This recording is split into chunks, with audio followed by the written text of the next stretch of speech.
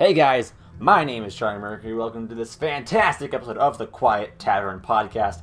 And as always, I am joined by my fabulous co-host, Atomic Lake. Hello. And on this episode, oh boy, do we have quite the scoop for you. So let's start off with an announcement, actually. So, you guys know about the Rachel Gaming thing in Quiet Tavern. I've already made a video on that. You can go watch that. Link down below or probably in the end card. I don't know where it's going to be. But here's another video announcement that's going to be made in the coming, probably over this next week. I'll start recording it over the week. And it's going to be the first annual Quiet Tavern Pro Wrestling Awards.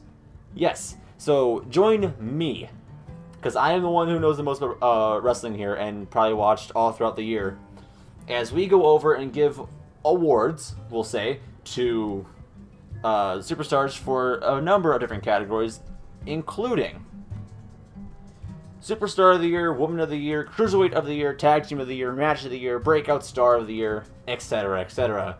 So look forward to that in the coming weeks. I'll try to have that out probably in a couple of weeks' time or 1 week's time. I can't promise how that's going to work. So,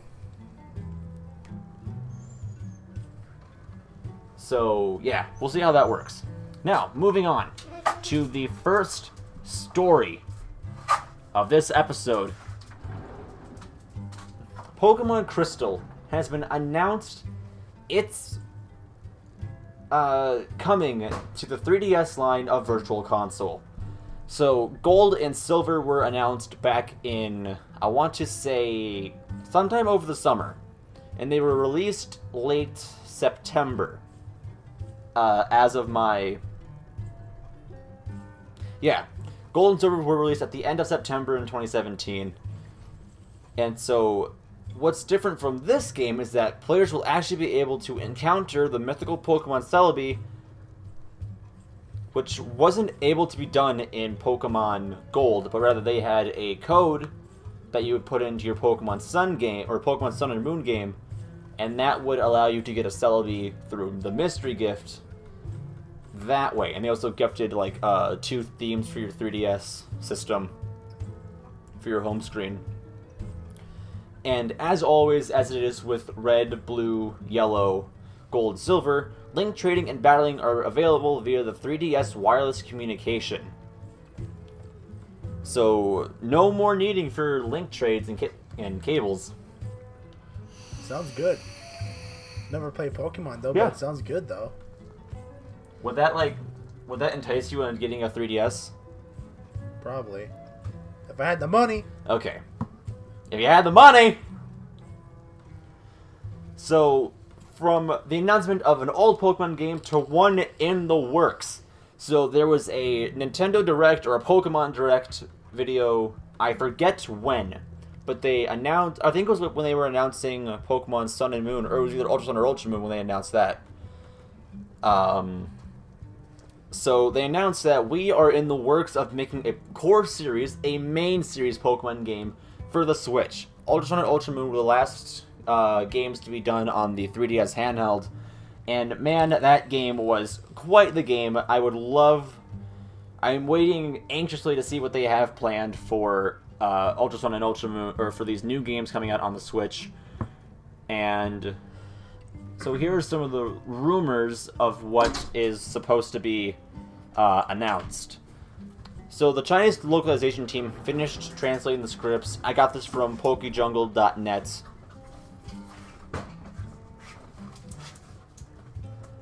From PokeJungle.net. They're the ones who announced Pokemon Crystal coming to the 3DS, or that's where I got the article for it. And so here's what this new Pokemon Switch game entails. So the Chinese localization has finished translating the scripts, so I don't know how the English is coming along, but Chinese is done. So there are no new Mega Evolutions. Now, for those who didn't know, Mega Evolution was a mechanic that was introduced back in Generation 6. That would have been X and Y, and then the Hoenn remakes, that allowed a Pokemon to evolve past its final stage. Kind of like a Super Saiyan sort of thing, where they change appearance, they change types, they change abilities in most cases.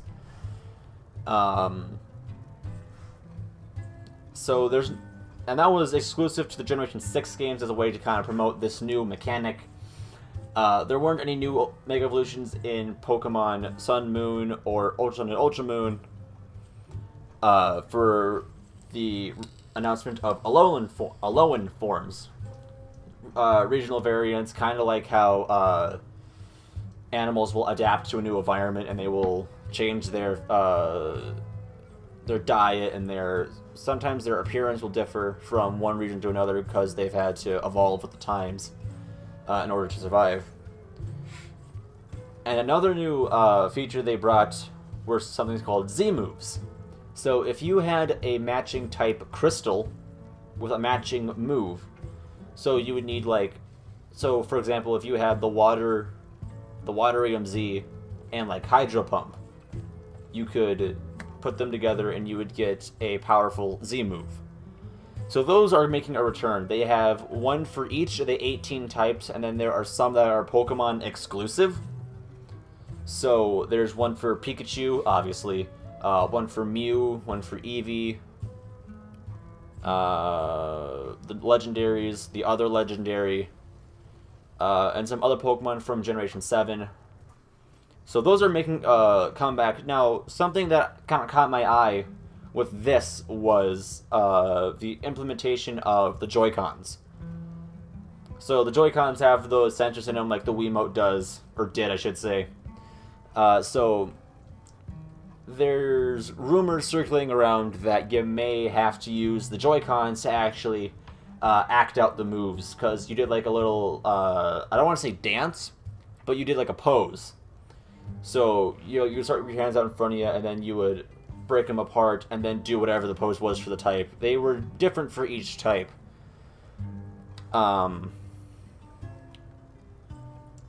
So I don't know. That'd be kind of something neat to see.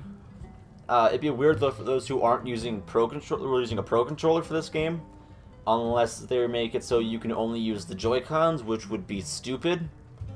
Or if they make another Z-Ring accessory like they did for the Generation 7 games. And that's another rumor, is that if these are going to be part of Generation 7, or if these are going to be part of the next generation, it will be Generation 8. So each game plot kind of revolves around some kind of conflict between one side and another. Black and White was truth versus ideals. The classic one for Hoenn was the sea versus the land. I feel like Generation 6 had one. It was beauty versus change? I don't know. I'm spacing that one at the moment. But the game plot for this game is supposed to revolve around, it's a conflict between tradition and innovation. Sticking with what worked in the past, or moving on to the future and only improving and bettering not only yourself, but your society as a whole. The game region is supposed to be based off of either Spain or Italy. Now, this is a very... every Pokemon region has been based off an actual place in the real world. The Gen 1, Gen 2, Gen 3 regions, so Kanto, Johto, and Hoenn, were based off the Kanto regions. One island in Japan, that was the Hoenn region. And the Kansai region, which I think was Japan, or Johto, I forget. X and Y was based off of France. Gen 5 was based off of New York City. Generation 7 was obviously based off of the Hawaiian Islands, which was really neat. And so a Spanish or Italian influenced region, and also maybe Spanish and Italian influenced Pokemon designs, would be a very interesting thing to look at, a very interesting thing to pick apart and digest, and find lore from legends and all that. And these are set to release either late this year or early 2019. I would suspect them to be out probably late 2018 to coincide with the holiday season and the Christmas season in the... Yeah. So I assume if you're going to do this right, hold off until maybe mid to early to mid 2019.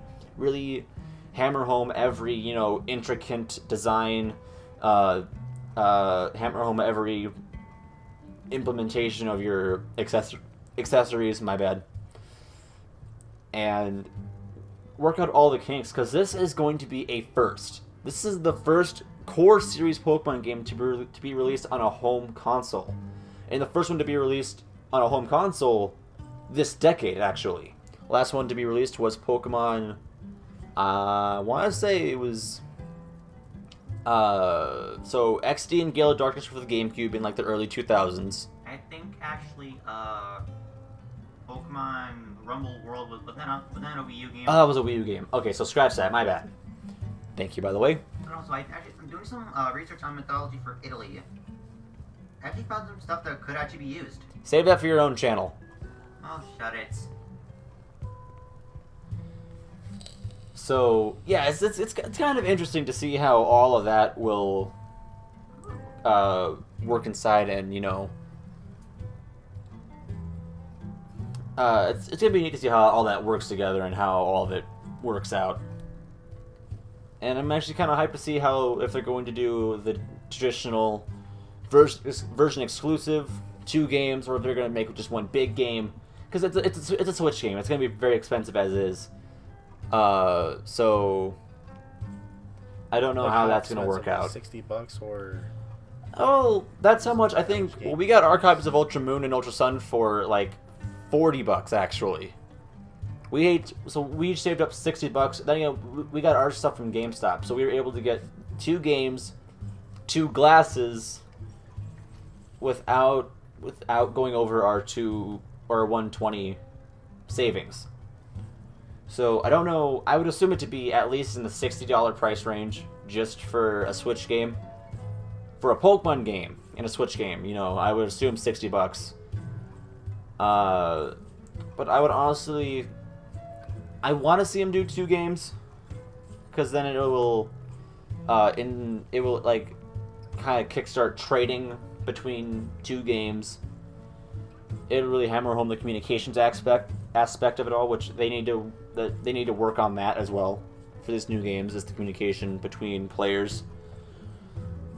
But yeah, I would anticipate it being around $60, to be honest. I mean, I don't know what else you'd really expect. Okay. So, moving on from something very lighthearted, something very, very stupid. The Pauls. Oh, I know. The cancer of YouTube. The cancer of YouTube. The growing tumors are coming out of my back as we speak.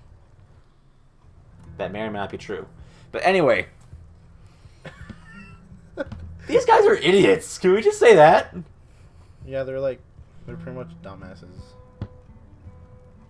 At this point. Because Jake Paul, he released a video titled "I Lost My Virginity," that had a thumbnail of him and his girlfriend in a very provocative position, like they're getting ready to do the deed.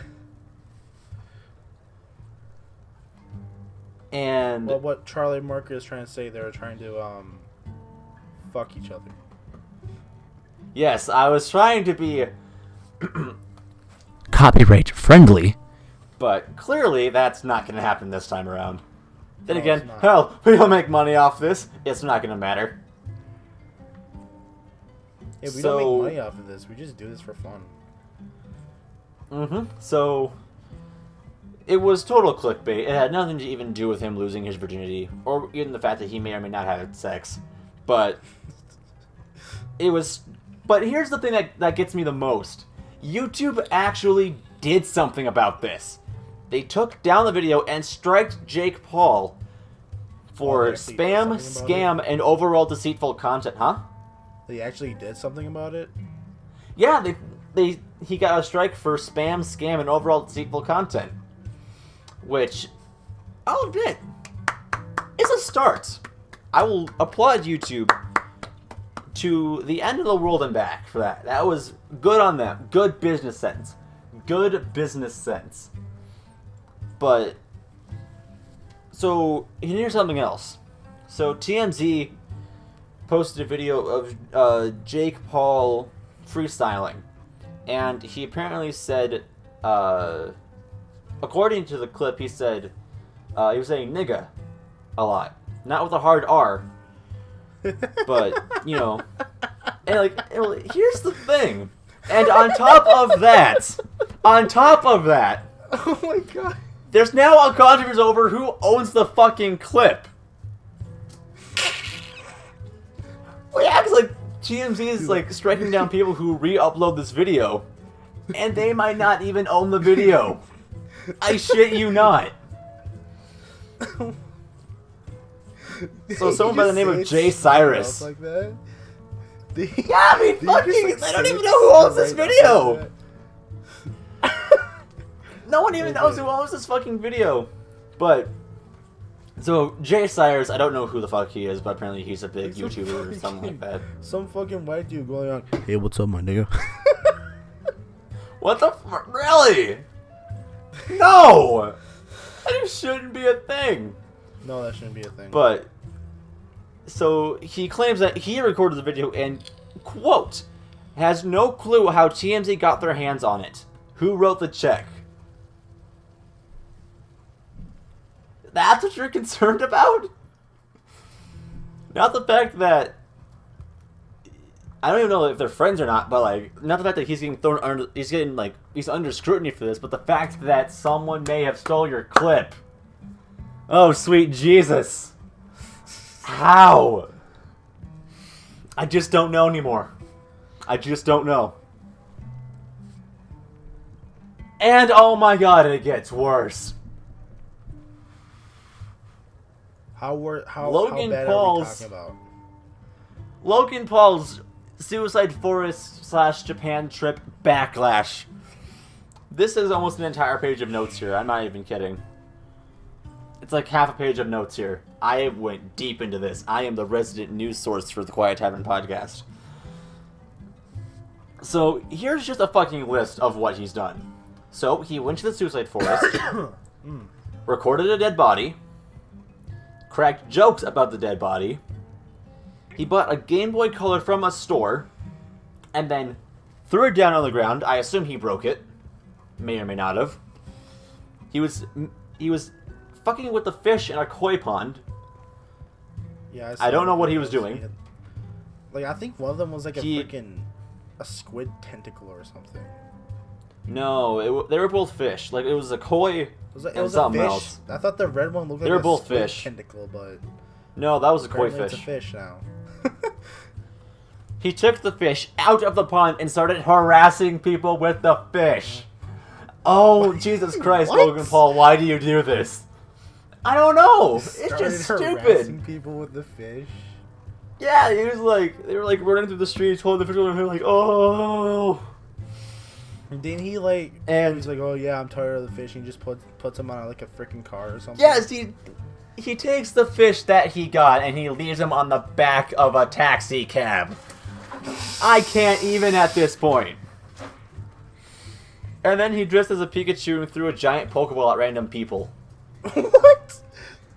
Yeah, I'm not even... He dresses I like can't a make this shit up. Pikachu. I can't make this shit up. I am sad that I lack the talent to make this shit up. He dressed like he dressed like Pikachu and he started throwing Pokeballs at people. No, it wasn't just Pokeballs. It was one giant, I assume, a plush Pokeball, maybe of some kind. Oh. And yeah, he was like, throwing like, I choose you! And I'm just sitting there going, why are you doing this? You are literally probably the worst social media person I've ever heard of. And I went through the Keemstar Leafy Wars. Wait, who's Leafy again? And he... Yeah, I don't know. I'm not sure where that name have came no from. idea. It just came from nowhere. But that's not even all. He may or may not be a wanted man in the country of Japan for all of this. I don't know if it's including the Suicide Forest thing or not, but he may or may not be a wanted man in the country of Japan. This scares me. Jesus fucking Christ.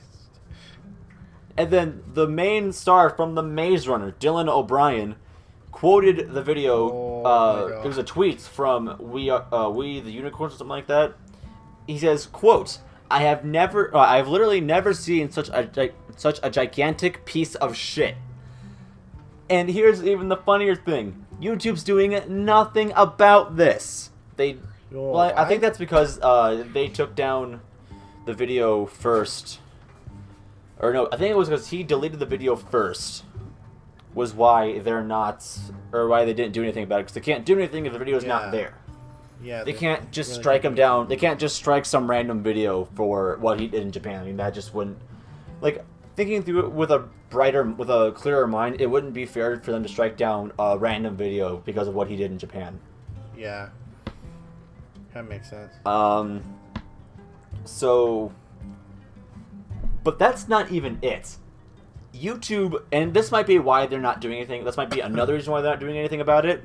Because they're going to launch a new YouTube Red series titled, I can't fucking believe this, quote, "Do you want to see a dead body?" And it's supposed to be launching on January 6th. 6th. Which is today. Oh, is it? Oh, it is today. Wow, who knew? This is what you get when you get your videos from an old source, huh? Yes, as we're recording this, it is supposed to go live today. If not before.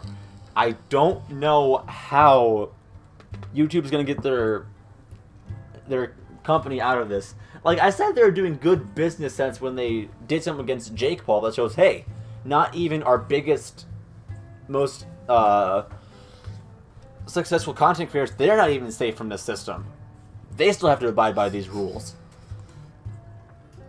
But that's not even it. There might be a possible lawsuit against this guy, who's not even older than we are. So, Maverick Apparel sent a, quote, "scathing letter," end quote, to Paul on Thursday, telling the star to... It wasn't out and out assist and desist, but that's pretty much what they told him to do. They said, quit making Maverick by Logan Paul merch. Because they might... Cause I think it was he took the name of their store, and they dismissed Paul as a, quote, "vlogger catering to his lowest common denominator, narcissism, and champions his scrotal injuries as a badge of pride." They add saying Paul's abhorrent and mutton-headed content is harming Maverick Apparel's reputation, goodwill, and sales.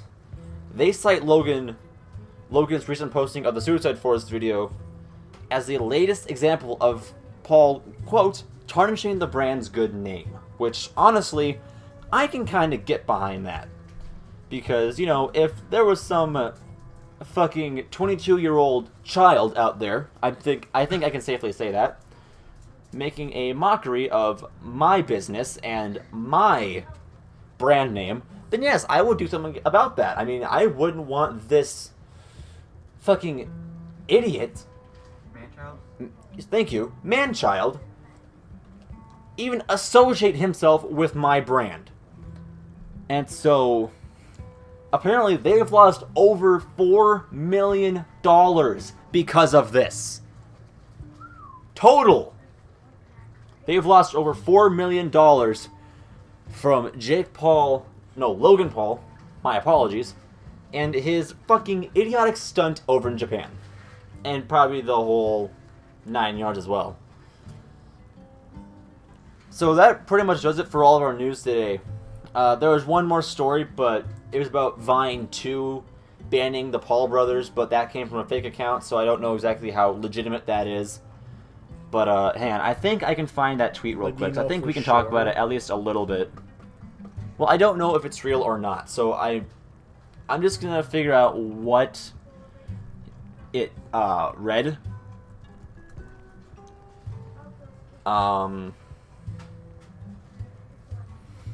Hang on.